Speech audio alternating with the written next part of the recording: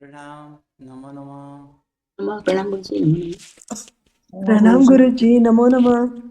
स्वतमेव प्रणाम गुरुजी, नमो नमः। प्रणाम सर।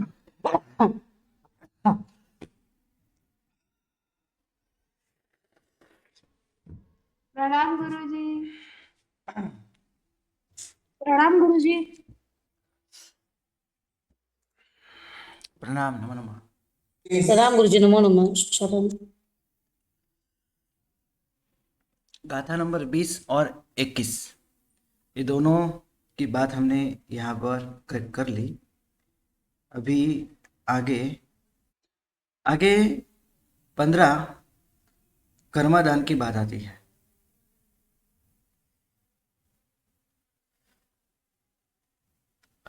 ऐसे कर्म है कभी श्रावकों को या श्राविका को नहीं करने चाहिए।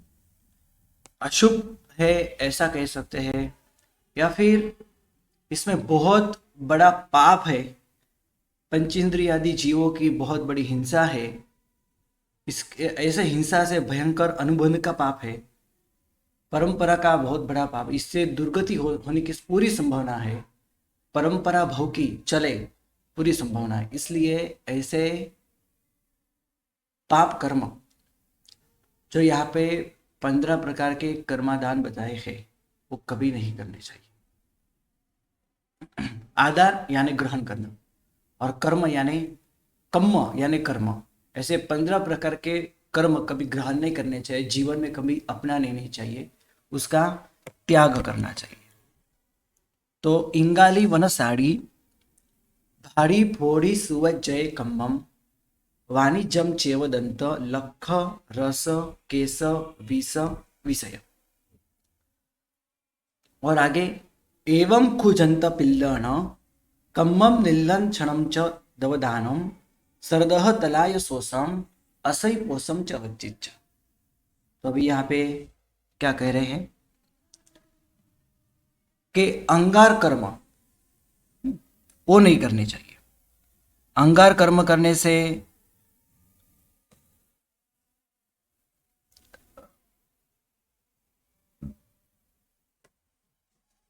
भयंकर अग्निका के जीवों की हिंसा है।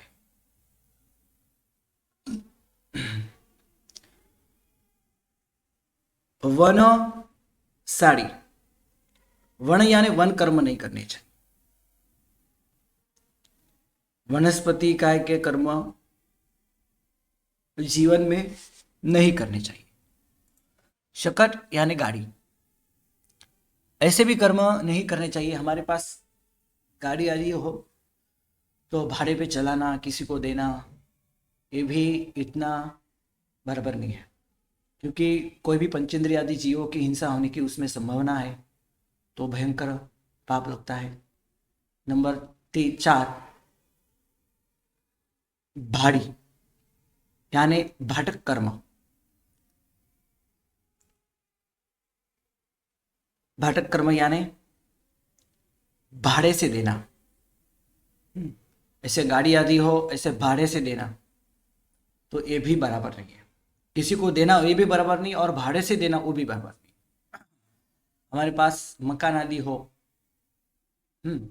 तो ऐसे व्यक्ति को नहीं देना चाहिए कि जो हिंसकवादी हो, जिसके घर में मांस मच्छी ऐसे मांसाहार होता हो। ऐसे व्यक्ति को घर, हमारा खुद का घर, भाड़े के स्वरूप में, किराया के स्वरूप में नहीं देना चाहिए। चल दर हर महीने का इतना किराया तू दे दे और ये घर तो संभाल ले, तो घर में जितना पाप करेगा ना वो सब हमको लगेगा, क्योंकि ये घर का मालिक हम हैं। ये घर का मालिक हम खुद है। इसलिए ऐसे व्यक्ति को देने चाहिए कि जो हमारा साधर्मिक हो, ब्राह्मण हो, धर्म को समझता हो, भद्रिक परिणामी हो, तो जीवों का कल्याण करता हो, समाजवादी हो, ऐसे व्यक्ति को दे सकते हो। या फिर दूसरे को तो नहीं देना चाहिए, भाटक कर्म नहीं करना चाहिए। अंगार कर्म, वन कर्म, शकट कर्म, बाटक कर्म। इसके बाद है स्फोटक कर्म, फोड़ी, गोला बारूद आदि बनाना, फटाके बनाना और बेचना, दूसरों को देना, ये भी बहुत गलत बात है। दंत, लख, रस, केस, विष और विषय, ये 5 प्रकार के व्यापार भी नहीं करने चाहिए। वाणिज्यम, चेवदंत, इसका व्यापार भी त्याग करने योग्य है। दांत का व्यापार, पशु पक्षियों के दांत, हाथी के दांत, दांत के साथ उनके जो श्रृंग होते हैं, श्रृंग, शिंगड़े, उसको काटना, उससे अलग अलग चीजें बनाना, देना,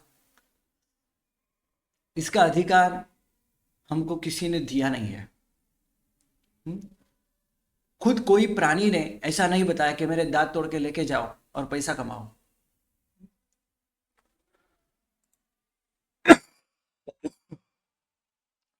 तो ये बहुत बड़ा पाप है। चोरी का पाप है, हिंसा का भी पाप है। दंत वाणिज्य नहीं करना चाहिए।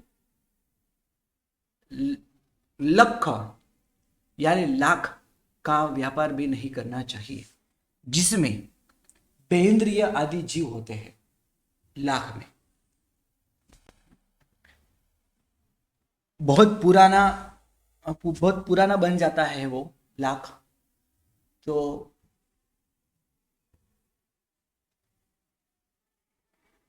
उसमें जीवों की उत्पत्ति भी होती है और लाख के घर भी ऐसे बनते हैं। किसको जलाना हो, किसी को जलाना हो, मारना हो, तो भी लाख का उपयोग किया जाता है। जैसे पांडवों को मारने के लिए दुर्योधन ने लाख का घर बनवाया था। तो इसका भी व्यापार नहीं करना चाहिए। और ऐसे ही इसके अनुसंधान में ऐसा व्यापार नहीं, मतलब ऐसे पदार्थ का वेचन नहीं करना चाहिए जिसमें किसी की जान चली जाती हो, एसिड आई हो। ये भी ऐसा एक पदार्थ है, किसी को जला देता है। जैसे लाख जलाता है, तो पेट्रोल, डीजल, ये भी खुद ऐसे पदार्थ है। गैस, ये सब ऐसे पदार्थ है। कभी भी किसी को भस्म कर दे, जला दे, तो ऐसे भी व्यापार श्रावकों के लिए उचित नहीं है। लखा। इसके बाद रस, केस, विषय से रस यानी रस का व्यापार नहीं करना चाहिए। 10 प्रकार की जो विगई है ना, उसमें मदिरा, मांस आदि पदार्थ है, इसका भी व्यापार नहीं करना चाहिए। और जो भक्ष्य विगई है उसमें व्यापार कर सकते हो, लेकिन इस रीत से करना चाहिए जिसमें हिंसा न होती हो, जैना पूर्वक। जैसे घी के अंदर भी घिमेल आदि उत्पन्न हो जाती है, तो ऐसे ही घी पड़ा रहे तो सालों तक जैना पूर्वक सब कुछ करना चाहिए। इसके बाद है केस। केस यानी बाल का व्यापार भी नहीं करना चाहिए। सबको खुद के बाल पसंद होते हैं, अच्छे लगते हैं, कैसे भी हो, उसके बिना वो खुद अच्छा नहीं लगता, ऐसा समझ के हमको कभी केस का बाल, देखो केस के अंदर भी और सारे जीव होते हैं, हम सबको पता है, जू है, लिक है, इससे ये सब केस के अंदर ही होते हैं। और केस को जलाना और केस को ऐसे बहुत अच्छी तरह से बनाना, ये हमारे लिए, श्रावक और श्रावकी के लिए योग्य उचित बिजनेस नहीं है। ऐसा व्यापार इसका योग्य नहीं है। हमारे बालों से उनको जो पोषण तत्व मिलता है, बाद में नहीं मिलेगा तो ऐसे ही और सब जीव मर जाएंगे। तो ऐसे काटे हुए बाल आदि हो, इसका व्यापार भी श्रावक के लिए उचित नहीं है। विष यानी जहर, ये तो हम सब समझते हैं, हलाहल, तालपुट, आदि अनेक प्रकार के जहर है, ऐसे जहरीले पदार्थ का भी व्यापार हमको नहीं करना चाहिए।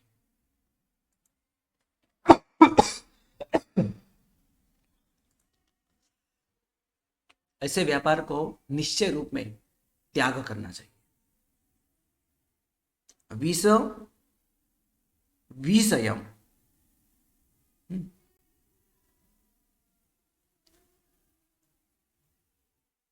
विषय यानी विषयक यानी संबंधी। हाँ, विष के संबंधी, केस के संबंधी, रस के संबंधी, लाख के संबंधी, दांत के संबंधी संबंध में ऐसे आते हुए ऐसे व्यापार हमको नहीं करने चाहिए। सुवज्जय कम्मम यानी उसका निश्चय रूप से त्याग करना चाहिए। ये हुई मैंने 22वीं गाथा। 23वीं गाथा, एवं खुजंत पिल्लन कम्मम निल्लंछनम च दवदानम सरदह तलाय सोसम असई पोसम च वज्जिज्जा। इसका भी वज्जिज्जा यानी त्याग करने योग्य बताया है। असई पोषम, असती का पोषण करना, जो असती है, उल्टा है, असत नारी है, चरित्रहीन है, कभी भी किसी को भी बर्बाद कर सकती है, खुद का कोई चरित्र नहीं है लेकिन दूसरे को चरित्र को दाग लगा सकती है, बदनाम कर सकती है, ऐसे स्त्री को घर में रखना, उसको पनाह देना, उसको खाना पीना देना, उसको पैसे देना संपूर्ण उचित नहीं है। तो ये असही पोषम च वज्जिज्जा, असती का पोषण बिल्कुल नहीं करना चाहिए। वज्जिज्जा, उसका त्याग करना चाहिए। यानी असती तो कहाँ भी जाती है, किसी के साथ भी जाती है, सोती है, भयंकर पाप करती है, तो एक बार में भी भयंकर संबंध आदि करने से 9,99,000, हम सबको बताए इतने सारे जीव को वो मारती है, कभी कभी तो गर्भपात भी करती है। इसलिए ऐसे जीवों का पोषण हमारे लिए योग्य नहीं है। हाँ, वो ये सब काम छोड़ देती हो तो अवश्य उसका हाथ थाम लेना चाहिए, धर्म समझाना चाहिए। जैसे स्थूलभद्र जी ने कोषावेश्या को श्राविका बना दिया। हाँ, स्थूलभद्र जी ने कोषावेश्या को रखा नहीं था, उसको पनाह नहीं दी थी, खुद वहां जाके उन्होंने चातुर्मास किया था, वो भी गुरु के आज्ञा से किया, है ना। तो ये सब बाद में अच्छा होता हो तो अलग बात है। एवं खुजंत पिल्लन कम्मम नीलम क्षणम च दवदानम, एवं खुजंत पिल्लन, इस प्रकार एवं खु निश्चय रूप से ऐसे चीज को भी त्याग करना चाहिए। क्या क्या बताया है? तो जंत पिल्लन, यंत्र पिल्लन,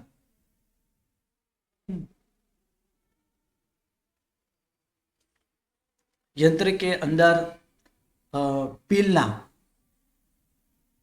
ये हमारे लिए योग्य व्यापार नहीं है। घर घंटी चलाना, जो घंटी है उसमें चावल आदि, गेहूं आदि हो, ये हमारे लिए, क्योंकि एक एक बीज के अंदर एक एक जीव है, तो कितनी हिंसा है यहाँ पे भी। तो ऐसे यंत्र पीलन, तेल निकालना, क्या कि कोई ऐसे चीज फूल आदि हो तो उससे तेल निकालना, तल आदि हो तो उसमें से तेल निकालना, वो जीव को भयंकर पीड़ा होती है।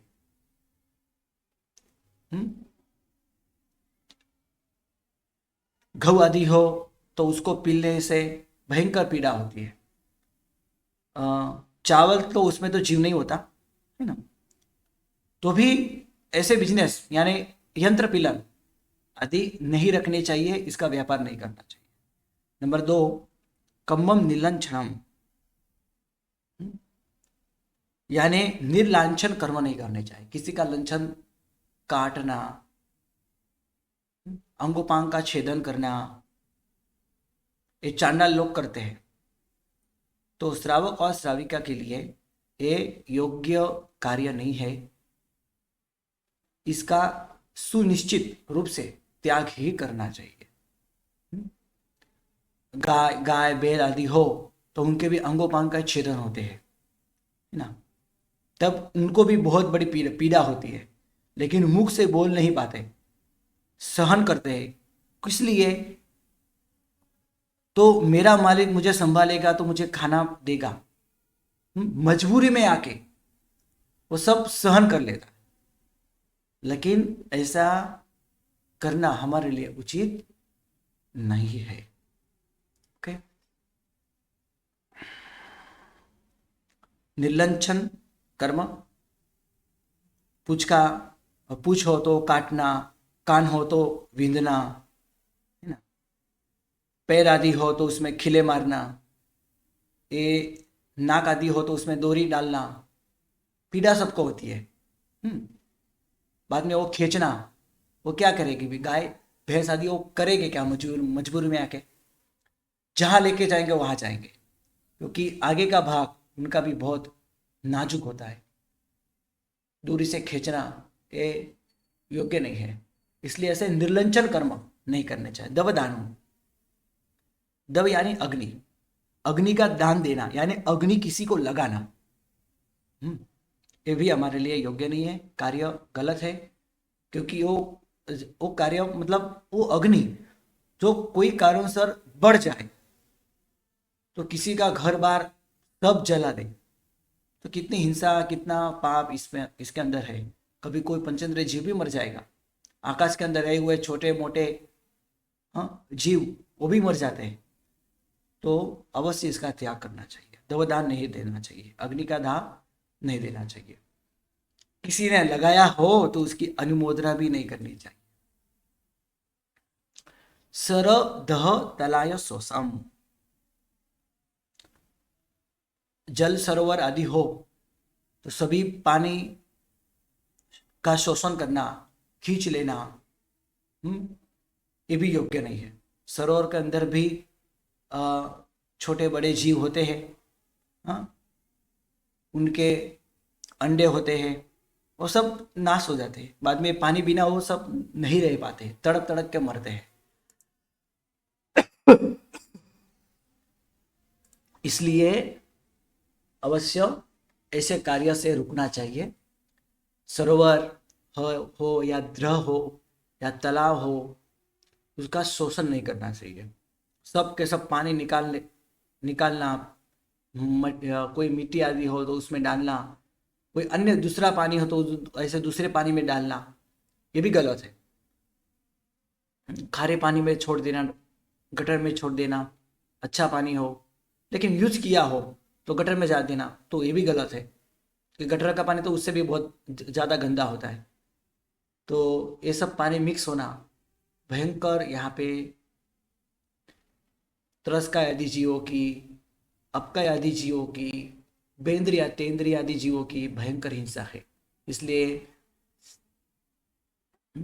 सरोवर, द्रह, तालाब आदि का शोषण नहीं करना चाहिए।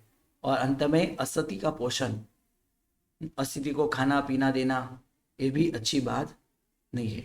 तो यहाँ पे 5 5 5 ऐसे 15 कार्य हुए। अंगार कर्म,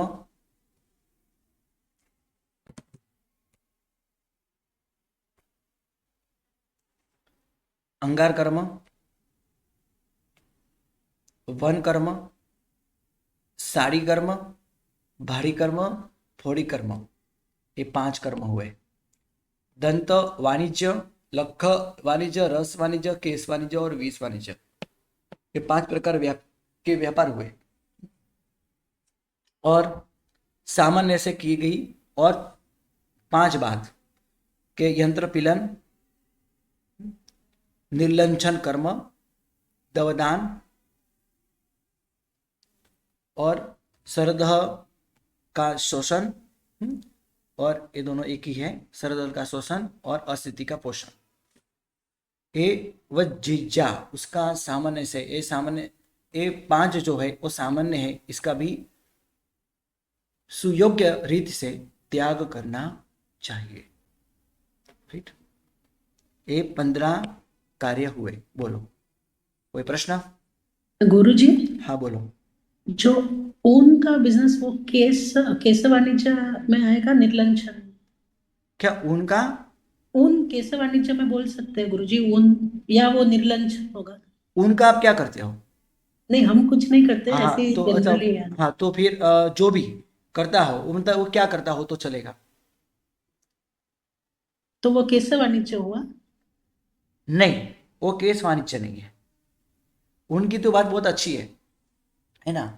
ऊन से किया, ऊन से बनाई हुई चीज ऐसे होती है, उसमें जीव जंतु बचते हैं, मरते नहीं है, लेकिन निर्दोष प्राप्ति होनी चाहिए बाद में, या फिर जैनापूर्वक की गई होनी होनी चाहिए। तो फिर हम आगे इसका यूज करके आगे कार्य कर सकते हैं। उनके चरोले चरोले भी बनते हैं, चरोले की दसी है ना, वो उनकी ही बनती है। हम्म, साधु भगवान के वस्त्र आदि जो है, साधु जी भगवान के वस्त्र आदि जो है उनसे ही बनते हैं। कामड़ी आदि जो है, कंबल आदि जो है, वो इससे ही बनते हैं, उनके ही बनते हैं, तो चलता है। उन अच्छी चीज है। तो उसके बिजनेस का कोई मना नहीं है ना? हाँ, उसका उसका बिजनेस का कोई मना नहीं है। जी गुरुजी, धन्यवाद गुरुजी। ગુરુજી हाँ બોલો।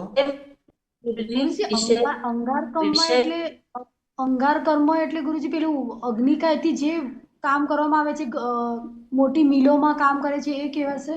હા, એ બધા કહેવાશે અંગાર કર્મ, એટલે બહુ મોટા મોટા કર્મો। હવે જેમ કે ભઠ્ઠી હોય, કરાય? બિલકુલ ન કરાય। હવે ભઠ્ઠીની અંદર કેટલા બધા અંગારા વગેરે મૂકેલા હોય, વારંવાર અગ્નિ લગાડે, પછી પાવ વગેરે બનાવે। એમાં કેટલા બધા જીવજંતુ એમ ઘૂસી જાય ને, તો અગ્નિથી બિચારા એ બહાર આવવાનો દરવાજો બંધ થઈ જાય, અને બિચારા ભૂલથી અંદર ગયા હોય, પછી આપણે તો અગ્નિ લગાડે, બીજો કોઈ વ્યક્તિ એને અગ્નિ લગાડી દીધી, અને પછી એનો દરવાજો બંધ કરી નાખે, કારણ કે અંદર ગરમ રહે, અને પેલો બિચારો અંદર ફસાઈ ગયો હોય તો અંદર ને અંદર જીવતો ને જીવતો ભૂંજાઈ જાય। કેટલું ભયંકર પાપ લાગે।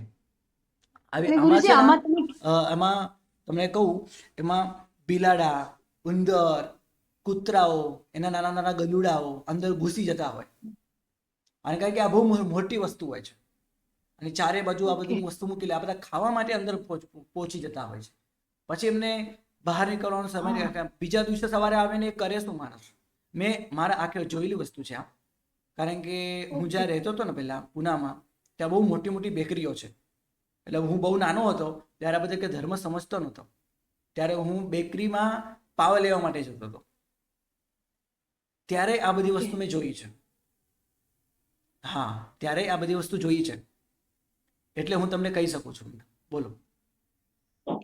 ગુરુજી મારે બીજું પૂછવું હતું કે તમે આજે નિશ્ચયથી યંત્રમાં પીલન કરવા, તો એ બિઝનેસ માટે છે કે ઘરે પણ અમે ચક્કી રાખીએ છીએ તો એમાં પણ એટલું બહુ પાપ લાગે છે?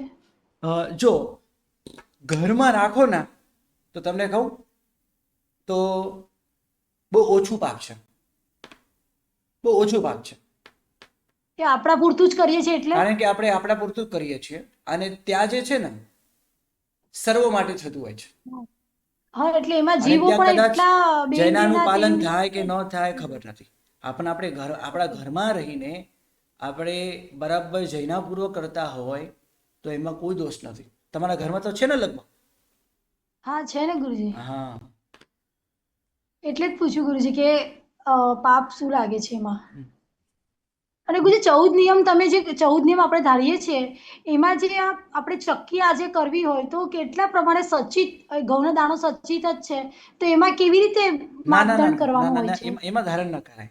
આમાં 14 નિયમમાં આપણે એમાં ખાવાની વસ્તુ જ ધારણ કરવાની હોય, પણ કરવાની વસ્તુ ધારણ ન કરવાની હોય। ઓકે, સચિત હું કેટલો એટલે ખાઈશ, હા, સચિત હું કેટલો ખાઈશ, આ ખાવાની વાત છે ત્યાં। ઓકે, એટલે એ બધું ધારવાની જરૂર નથી ને? ના ના, એ બધું ક્યાં ધારવાની જરૂર નથી। ઓકે, આમ તો પછી કોઈ હિસાબ જ ના મળે।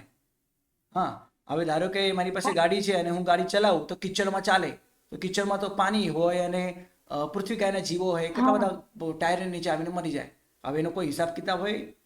અસંખ્ય, બે અપકાયના, અસંખ્ય, પૃથ્વી કાયના, પછી ત્રસ, અસંખ્ય પોરા વગેરે જીવો, બેક્ટેરિયા વગેરે જીવો મરી જાય, એનો કોઈ હિસાબ જ ના મળે। હા, બોલો.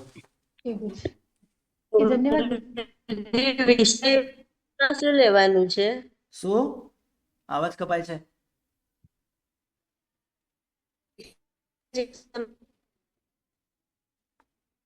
તમારો અવાજ નથી આવતો, અવાજ કપાય છે, બ્રેક થાય છે, ફરી બોલો. વિષયમાં શું લેવાનું છે? નહીં, તમારો અવાજ નથી આવતો. ઓકે, ચલો ઠીક છે. હવે આપણે 22-23મી ગાથા જોઈ. 24-25 જો આપણે વંદિતું સૂત્ર અર્ધું પૂર્ણ થઈ ગયું. છેલ્લે તો બહુ સારી એક બધા અતિશા પૂર્ણ થયા પછી એક બહુ સારી ભાવનાઓ પાછળ રહેલી છે. આમાંથી 2 ગાથા તો જૂની જ છે અને એક ગાથા गुरुजी બહુ विचार પ્રસિદ્ધ में છે. टुकड़ा हिंदी में बोलिए ना गुरुजी। अरे हाँ, विचार करो. हमारे यहाँ पे अभी कितनी गाथा? 23 गाथा हो चुकी है ना. आधा वंदित तो हो चुका है, अभी आधा वंदित तो बाकी है. इसके बाद आपको एग्जाम की तैयारी करनी है. कैसी करनी है, क्या क्या आपको इसके अंदर भी कुछ पूछना हो तो ये पूछ सकते हो.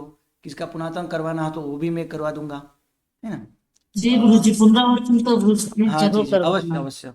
और ये परीक्षा होगी, ये नौकार महामंत्र से लेकर वंदिता तक होगी. जी मतलब गुरुजी, सब कुछ याद तो कर लेना है जी. हाँ मैं गुरुजी, यहाँ कुछ पे ऐसा चाहते हैं गुरुजी हम लोग कि आप मतलब नवकार से हमको पुनरावर्तन कराए, तो जैसे मुख्य मुख्य बातें होते हैं ना, जैसे कि हम भी ओके. फटाफट नोट्स लिख के अच्छे से पेयर बुक बना ठीक है, पाए।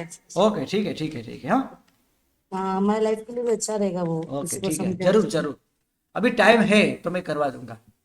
जी जी गुरुजी। हाँ और गुरुजी एक क्वेश्चन था, हाँ हम लोग रिवीजन कर रहे थे ना, तो एक डाउट आया था सबको हाँ. कि नमूत्तनम में 36 विशेषण है या 33 विशेषण, क्योंकि पुस्तक के साथ पढ़ रहे थे तो 33 बोलने में आ रहा था, और किसके आपने विशेषण? हमको लिखवाया था नमूत्तनम में तो किसके ऐसे किसके 36 लेकिन नमुत्थन में किसके 33 विशेषण? भगवान के। हाँ, ओके. और तो वो थोड़ा सा कंफ्यूजन चला था हम सभी का, तो हमने क्वेश्चन लिख के रखा था कि गुरुजी को वो पूछेंगे क्वेश्चन कि मुझे एक बार 36 है भेजो, कि- मैं देखता हूँ. जी गुरुजी, वापस से चेक करके भेजते हो हाँ, आप। ठीक है, ठीक है. हम्म। अभी 24 और 25वीं गाथा के अंदर और भी बात हो रही है. तत्थकी मुसल जनता का तन कट्ठे मंत मूल भेषज दिन्ने दवा विये वापड़िक में देसियम सर्वम. कोई यहाँ पे भूल से कंठे बोलते हैं, कंठे. यहाँ पे कंठे नहीं है, कट्ठे है, कट्ठे. यहाँ पे दिखा दे रहा है, कट्ठे, कंठे नहीं. राइट, ये ध्यान रखना है. सत्थगी मुसल जनता का तन कट्ठे मंत मूल भेषजे दिन्ने दवा विये वा पड़िक में देसियम सर्वम. राइट. और 25वीं गाथा है नानुपट्टन वन्नग विले वने सद्दरुव रसगंधे वत्थासन आभरणे पड़िक्कमे देसियम सप्पम. नानुपट्टन वन्नग विले वने सद्दरुव रसगंधे वत्थासन आभरणे पड़िक्कमे देसियम सप्पम. तो सत्थगी यानी शस्त्र, अग्नि, मुशल, जंत यानी जंतक અને સાંભેલું આદि यंत्र. तन कंठे मंत्र मूल भेषज तृण, काष्ठ, मंत्र, जड़ी बूटी, औषध, भेषज जो है नहीं औषध. दिन्य दवा भी है वहां देने में, लेने में.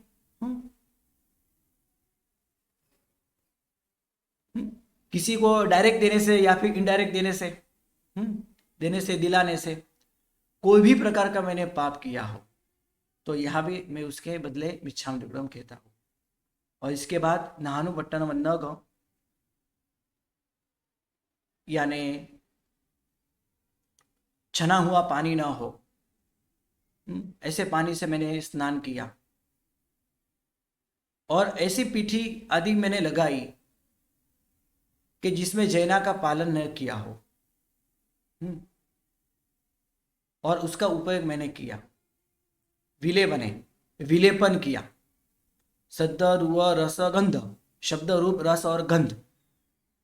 वत्थासन आभरण, वस्त्र, आसन, आभरण, ये सभी के विषयों के अंदर भी मैंने कोई भी प्रकार के अतिचार लगाए तो ऐसे अतिचारों कि मैं निंदा करता हूँ और ऐसे पापों से या अत्याचारों से मैं पीछे हटता हूँ।